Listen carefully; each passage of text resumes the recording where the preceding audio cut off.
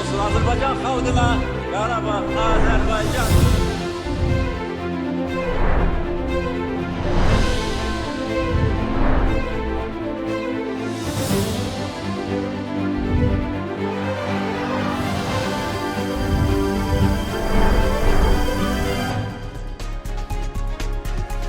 Həftənin əsas hadisələrinə xəbərin statusunda işıq tutmağa çalışacağıq. Hər vaxtınız xeyir.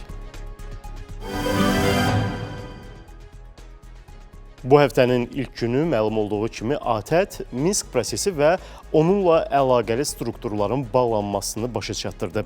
Buna bağlı paylaşımda bildirilir ki, ATƏT 2025-ci il sentyabrın 1-də Ermənistan və Azərbaycanın ATƏT-in Finlandiya sədrliyinə birgə müraciətindən sonra qəbul edilmiş Nazirlər Şurasının qərarına uyğun olaraq 2025-ci il noyabrın 30-da saat 23:59-da Minsk prosesinin və onunla əlaqəli strukturların bağlanmasını başa çatdırdı. Minsk prosesinin bağlanması Birləşmiş Ştatlar prezidenti Donald Trump tərəfindən şahidlik edilən Azərbaycan prezidenti İlham Əliyev və Ermənistan baş naziri Nikol Paşinyan tərəfindən 2025-ci il avqustun 8-də Vaşinqtonda imzalanmış tarixi birgə bəyannamədən sonra ATƏT-in bütün 57 iştirakçı dövlətinin 1 sentyabr tarixli konsensus qərarının həyata keçirilməsi deməkdir. Ermənistanın Azərbaycan torpaqlarını işğalı ilə başlayan proses 33 il sonra başa çatdı. 33 il ərzində bu saydan da çox baş tutan səfərlər, danışıqlar heç bir nəticə vermədi ya da Minsk qrupu danışıqların real nəticə verməsində maraqlı olmadı.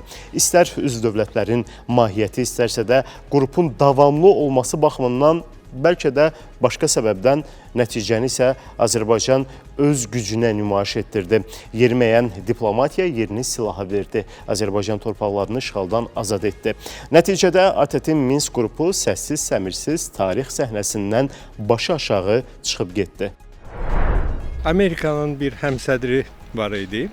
O axırda elə təyin olunmuşdu təqaüdə çəkməkdən qabaq və o ən yaxşı qiymət verdi. Dedi ki, bu diplomatik bir turizm idi. Yaxşı otellər, yaxşı yeməklər, pulsuz onları o yerləşdiyi yerdə bahalı içkilər, ancaq ortalıqda heç bir nəticə olmadı.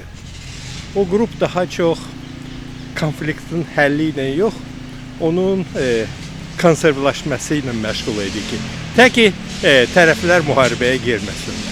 Yəni o Minsk qrupun fəaliyyəti müsbət olmadı. Sonda gələndə cənab prezident onları yaxşı yola saldı. Dedi ki, mən sizi bura dəvət etməmişəm. Sözünüz varsa deyin. Onların heç sözü də olmadı. Da xudafiz. Ondan sonra onlar gəlmədilər və Rusiya ilə də münasibət gərginləşəndən sonra birgə Minsk qrupun həmsədrliyin fəaliyyəti demək olar ki, sıfırlandı. Və nəhayət həm Azərbaycanın, həm Ermənistanın təklifi ilə və indi ona ABŞ dəstəyi verəndən sonra heç kəs ona qarşı çıxmadı.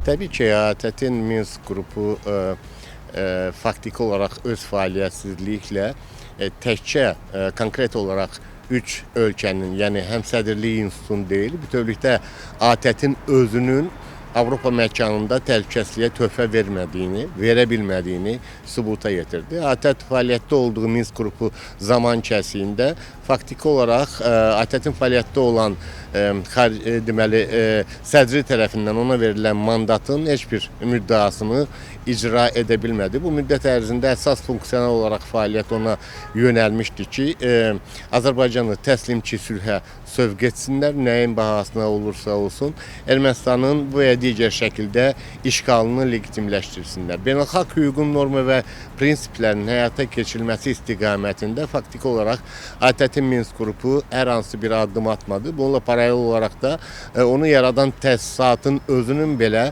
prinsiplərin həyata keçirilməsi istiqamətində irəliləyişə nail olmadı. Bu əslində beynəlxalq təhlükəsizlik mexanizmlərinin özünün belə sübuta yetdiyini, iflasa uğradığına sübuta yetirən bir faktor kimi qiymətləndirilməlidir. Tarixi dəyişikliyə imza atan tərəflərdən biri olan Ermənistan isə daha ağır sınaq qarşısındadır. Gələn ilin iyununda keçiriləcək növbəti parlament seçkiləri ilə yeni hökumət formalaşacaq. Mübarizə uzun müddətdir başlasa da gün keçmir ki, daha da gərgin bir hal alır. Uzun illər bu ölkəyə rəhbərlik etmiş və bugün heç bir siyasi gücü olmayan, xalq tərəfindən rəğbətlə qarşılanmayan Robert Köçəryanın canfəşanlığının şahid oluruq. Hər halda qazın hardan gəldiyi heç kimə sir deyil. Bu qazın itələdiyi təkcə o deyil, sac ayağının bir tərəfi revanşist siyasi qüvvələrdirsə, bir tərəfi erməni əsilli Rusiyalı iş adamı Samvel Karapetyan və onun təsir etdiyi qüvvələr, bir tərəfi erməni diasporu, bir tərəfi isə kilsə, daha dəqiq desək, ikinci Qaregin və onun ətrafıdır. Sac ayağının birinci tərəfi bildirdiyim kimi elə də təsir gücünə malik deyil. Paşinyan özü də bunu deyir.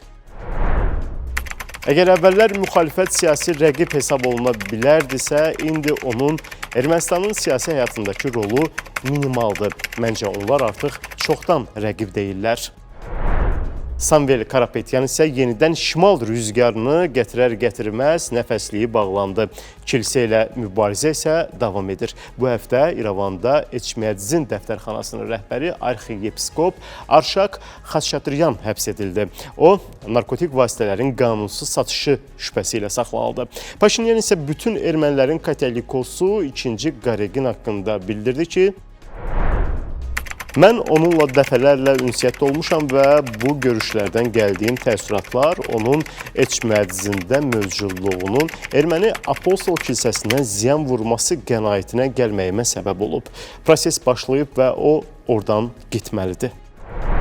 Burada da mövqe bəllidir. Erməni diasporu ilə bağlı məsələ isə hələ ki qaranlıqdır. Görünən odur ki, qarşıdakı seçki qabağı 6 ay qarışı olacaq. Hiss olunur ki, elə bil ki, Rusiyadan tapşırıq verilib ki, hamınız bütün imkanlarınızı səfərbər edin ki, Paşinyanın demək olar ki, hakimiyyətdən uzaqlaşdırmaq üçün. Kilsə bu baxımdan və indi maliyyə resursları olan şəxslər önəmlidir. Yəni, Ermənistanda bunlar deyirlər 2 milyona yaxın seçici var. 2 milyondan biraz çox. Real seçkilərə 1 milyondan biraz çox insan gəlir. Onun 200 minin, 300 minin pulla ələ algının hərəsinə lap 100 dollardan bunlar versələr, bu 30-40 milyon dollardır. Bunların, milyarderlərin bu imkanları mövcuddur. O ki, qaldı o pulları çatdırmaq üçün, yəni şəbəkənin qurulması, şəbəkə kimi bunlar kilsəni istifadə etmək istəyirlər. Ona ki, hər balaca kəndə kimi kilsənin orada bir keşişi var və o keşiş onsuz da demək olar ki, kiməsə maliyyə yardım göstərir, vardan alıb yoxsula verib və o əllərdən istifadə etmək elə bil ki, daha zəruridir. Ona görə də Paşinyan bunların hamısını çox yaxşı bilir və profilaktik iş görür. O milyarder Karapetyanı salıb içəri və eyni zamanda o kilsədən hansısa olar ki, buna qarşı konkret olaraq siyasətə qoşulublar, onlara da qarşı sərt tədbirləri görür. Diaspor faktoru, xüsusilə də Rusiyadakı diaspor faktoru, hansılar ki, Ermənistanda daim Rusiyanın təsir dairəsində olmasında maraqlıdırlar. Burada həm də onların özlərinin korporativ maraqları var. Eyni zamanda biz onların da müxtəlif dövrlərdə fəallıqlarının artdığının şahidi olmuş. Baxımdan da Paşinyan bir neçə istiqamətdə deməli qüvvələrin neytrallaşdırılması istiqamətində addımlar atır.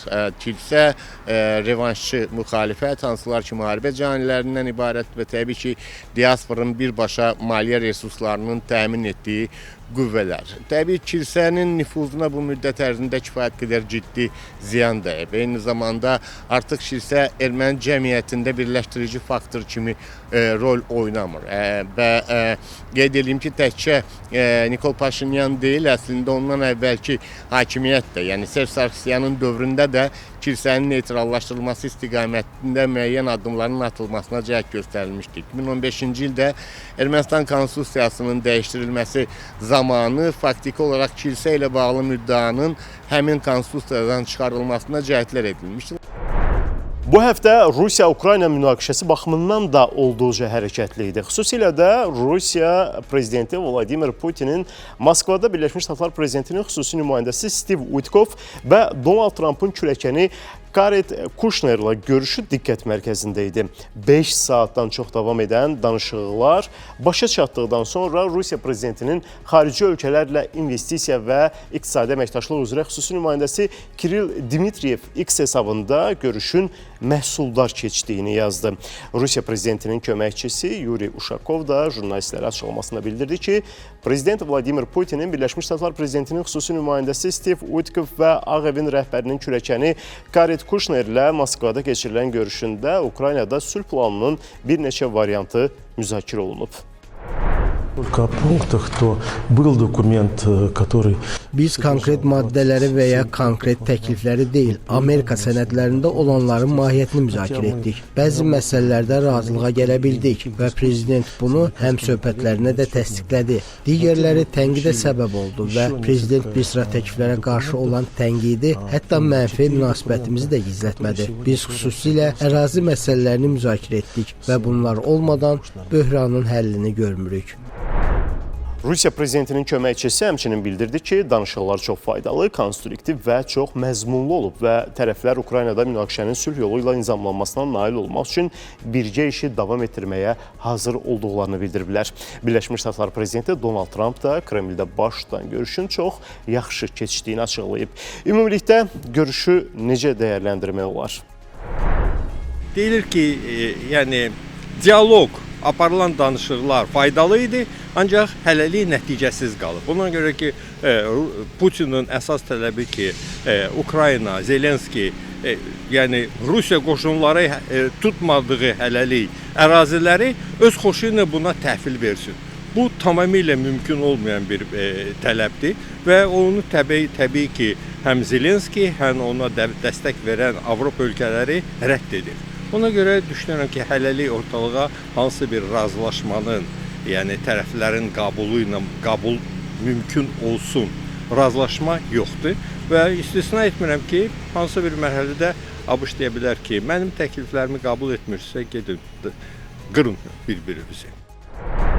Əvvəl təqdim edilən 24 bəndlik maddənin, deməli, sənədin daha sonra isə 19 bəndə endirilməsi barədə fikirlər səsləndirildi. Amma nəticə etibarilə bu 19 bəndin də Rusiya tərəfindən qəbul olunmayacaq və yaxud bəndlərin arasında hansı məqamların, Ukraynanın etiraz etdiyi məqamların yer almadığında öncədən müəyyənləşdirmək mümkün deyil. Amma situasiyanın mövcud şəraiti və müharibənin eskalasiyası, o cümlədən də Qaradənizdəki deməli, su hövzələrini faktiki olaraq iqtisadi həm də resursları hədəfə alması bunu sübuta yetirir ki, tərəflər indiki şəraitlər hansı bir formada razılığa gəlmək niyyətində deyirlər. Amma bütün bununla yanaşı, yəni mən yaxın dövrlərdə atılan addımların və Amerika Birləşmiş Ştatlarının cəhətlərinin prinsip etibarilə müharibənin dayanmasına gətirib çıxaracağına əmin deyiləm. Danışıqlarla bağlı daha açıq məlumatı isə Birləşmiş Ştatlar dövlət katibi Marco Rubio Fox News telekanalına müsahibəsində bildirdi. Onun sözlərinə görə Rusiya-Ukrayna müharibəsinə son qoymaq üçün aparılan danışıqlarda mübahisə doğuran əsas müddəa Ukraynanın Donetsk vilayətinin Kiyevin nəzarətində olan 20% ərazisidir. Hazırda sözün əsl mənasında mübahisə etdikləri təqribən 30-50 kilometrlik bir ərazi və Donetsk vilayətinin 20% qalır. Biz anlamağa çalışdıq və hesab edirəm ki, müəyyən irəliləyiş əldə etdik. Ukraynalılar nə ilə yaşaya bilər, onların gələcək təhlükəsizliyinə nə zəmanət verəcək?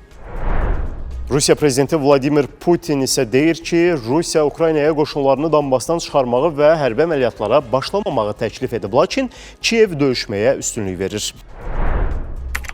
Rusiya istənilən halda Donbası və Novorossiyanı azad edəcək, hərbi və ya digər yollarla. Bu kimi açıqlamaların fonunda sülh prosesini necə dəyərləndirmək olar? Bir ilə balaca bir Pokrovski, hansının 50 min əhalisi var idi, bir ilə tuta bilmirdilər. İndi də axıra kimi tuta bilməyiblər. O Donbasın qalan bir hissəsini Rusiya üçün tutmaq üçün bəlkə də 1 il, 2 il vaxt sərf etmək lazım olacaq. Bir yarım milyon da insanları qırmaq və şikəst qoymaqdır. İndi buna Putin gedəcək və Rus xalqı da buna belə deyək, qoşulacaqsa buyursun. Ancaq Putin dediyi kimi heç də asan bir başa gələn məsələ deyil. Rusiya tərəfindən əsas şərt Donbasın yerdə qalan hissəsinin, yəni söhbət 15% ərazidən gedir, tamamilə ilhaq olunması ilə bağlıdır. Ukrayna bununla razılaşmadığını bəyan edir və baxımdan da Rusiya tərəfindən öncədən qoyulan hədəf, yəni müharibə başlayanda qoyulan hədəf bundan ibarət olduğu üçün mən Rusiyanın bu mövqedən geriyə çəkiləcəyini düşünmürəm. Yəni o zaman Rusiyanın geriyə çəkilməyə ehtimalı var ki, bu ölkəyə qarşı sərt sanksiyalar, eyni zamanda sərt hərbi addımlar atılsın. Nəticə etibarilə Rusiya hakimiyyətini müharibədən geri çəkilməyə məcbur edən addımlar atılmayana qədər onun iddialarının sona varması istiqamətində də nəticə əldə olunacağına inanmıram. Çünki müharibənin hədəfləri var. Rusiya hansı əraziləri ilhaq edəcəyini öncədən bəyan edib və bu prinsip yerinə yetməyəndə bu artıq daxili siyasətdə Rusiyanın indiki hakimiyyətinin təbliğat resurslarının minimuma enməsi deməkdir ki, bu da Rusiyanın indiki hakimiyyəti üçün daha mühüm əhəmiyyətə malikdir. Rusiya prezidentinin növbəti hədəfi isə Avropa idi. Putin deyir ki, Avropa Ukrayna üzrə sülh planına Rusiya üçün qəbul edilməz təkliflər irəli sürür. Rusiya lideri Moskvada Birləşmiş Ştatlar nümayəndələri ilə görüşdən əvvəl Avropanı sülh razılaşmalarını pozmağa cəhd göstərməkdə itham edir. Avropa özü Ukrayna nizamlanmasından kənara çəkildi. Onların sülh gündəliyi yoxdur və hazırda Birləşmiş Ştatların nizamlanma səylərinə mane olurlar. Avropa Ukrayna üzrə sülh planına Rusiya üçün qəbul edilməz təkliflər irəli sürür. Rusiya Avropa ölkələri ilə müharibə aparmaq niyyətində deyil, amma əgər Avropa müharibəyə başlasa, Rusiya buna hazırdır və onda Moskvanın danışıqlar aparacağı tərəf qalmayacaq. Avropa həqiqətənmi Birləşmiş Ştatlar və Rusiyanın Ukrayna ilə bağlı planlarına mane olur? Avropa görür ki, Putin təcavüz edir və bu təcavüz demək olar ki, Avropa istiqamətindədir. Və Ukraynanı özünə tabe etməklə, Ukraynanın da resurslarını özünə qataq, sonra Belarusiyanın da resurslarını qatsın, o biri keçmiş Sovet Respublikaları qorxudaraq özünə tabe etsin, onun resursları artacaq və o resursları Avropaya qarşı istifadə etmək istəyir. Avropa demək olar ki, son 30 ildə tamamilə belə deyək də arxain idi, ordusunun sayını demək olar ki, 1-ə 5 aşağı salmışdı, hərbi sənayesini yox eləmişdi və belə olan halda təbii anlayır ki, o biraz gücə gəlmək üçün vaxt tutmaq lazımdır və o vaxtı Avropa üçün Ukrayna təmin edir. Ona görə Avropa öz maraqlarını güdür və heç də ABŞ-ın planlarını pozmur. Sadəcə olaraq Putinin planlarını pozur. Avropa İttifaqı artıq uzun illərdir ki, özünün təhlükəsizliyini tam təmin edə biləcək və Birləşmiş Ştatlardan müdafiə baxımından asılılığına son qoya biləcək yollar axtarır. Bu ortaq ordunun, Avropa ordusunun yaradılması ilə bağlıdır, müdafiə faktorlarının ortaya çıxması ilə bağlıdır. Amma biz indiki şəraitdə bir çox faktorlardan deməli Avropa İttifaqının asılı olduğunun şahidi oluruq. Çünki bu günə qədər həyata keçirilən siyasət nəticəsində Avropa İttifaqının təhlükəsizliyinin təminatı sadəcə olaraq indiki resurslar çərçivəsində deyil, hətta potensial gələcək resurslar çərçivəsində belə yenə də Amerika Birləşmiş Ştatlarının nəzarətindədir. Yəni əslində mövcud şərait prinsiplər əsasında deyil, zorla müttəfiqlik məqamlarının ortaya çıxdığını sübuta yetirir. Amma bu qarşıdurmada mən Avropa İttifaqının xüsusilə də indiki liderlərinin uzun müddət dayanıqlı bir mövqe nümayiş etdirə biləcəklərinə əmin deyiləm. Bakıda mədəni irs və qayıdış hüququ Ermənistandan didərgin salınmış Azərbaycanlıların mədəni irsinin bərpası, ədalətə, barışığa və sülhə aparan yol kimi mövzusunda 3-cü beynəlxalq konfrans keçirildi. Prezident İlham Əliyev konfrans iştirakçılarına müraciət ünvanladı. Bildirdi ki, 2025-ci il avqustun 8-də Vaşinqtonda Amerika Birləşmiş Ştatlarının vasitəçiliyi ilə Azərbaycan və Ermənistanın bir araya gəlməsi, birgə bəyannamənin imzalanması və sülh sazişi layihəsinin paraflanması hər iki xalqın gələcək birgə yaşayışının təmin olunması üçün ümid və inam yaradır. İnanırıq ki, Qərbi Azərbaycan icmasının sülhsevər üzvləri öz ata-baba yurdlarına qayıdacaq və xalqlarımız arasında mehriban qonşuluq münasibətləri yaranacaq. Böyük əksəriyyət üçün imkan olmalıdır ki, ora getsin, baş çəksin, öz gözü ilə ata evin, baba evin görsün, qəbirlərin düzəltsin. Belə bir imkan verilməlidir. Kimlərsə gəlib indi tutalım bir neçə ay orada yay keçirmək istəyində olacaq. 40-a yaxın kəndlər tamamilə boş qalıb Ermənistan ərazisində, yəni Qərbi Azərbaycan ərazisində və orada heç kəs yaşamır. Gedib kimsə o evi bəlkə bərpa edib, indi yayda gəlib bir ay, 2 ay orada qalmaq istəyində olacaq. Vacibdir ki, belə bir hüquq tanınsın və sonra insanların sərbəst seçimi olsun ki, hansı şəkildə o hüququ həyata keçirsin. Əslində Azərbaycanlının geriyə qayıdışı həm birinci növbədə onların hüquqlarının və tarixi ədalətin bərpa olunmasıdır, həm də qənaətimə görə sülhün davamlı olması üçün bir təminat anlamına gəlir. Bunu sübuta yetirir ki, Ermənistan eyni zamanda həqiqətən də bölgə xalqları arasında sülhün daimi olmasından, birgə yaşayışın daimi olmasında maraqlıdır. Təbii ki, bu prinsip bu və digər şəkildə yerinə yetirəcək. Azərbaycan dövlətinin, xalqının qarşısında özünün milli hədəflərinə çatmaq istiqamətində strateji bir xətt qoyulub. Necə ki, biz 30 il ərzində öz torpaqlarımızın işğaldan azad edilməsi prosesinə hazırlaşaraq və güclü bir şəkildə Ali Baş Komandanın liderliyi ilə buna layiq olduq. Şübhə etmirəm ki, Azərbaycanlılar da dinc yolla öz torpaqlarına, ata-baba yurtlarına qayıdacaqlar. Bu həftəlik bu qədər. Gələn həftə yenidən görüşənə qədər hələlik. Eşq olsun Azərbaycan xalqına, Qarabağ, Azərbaycan.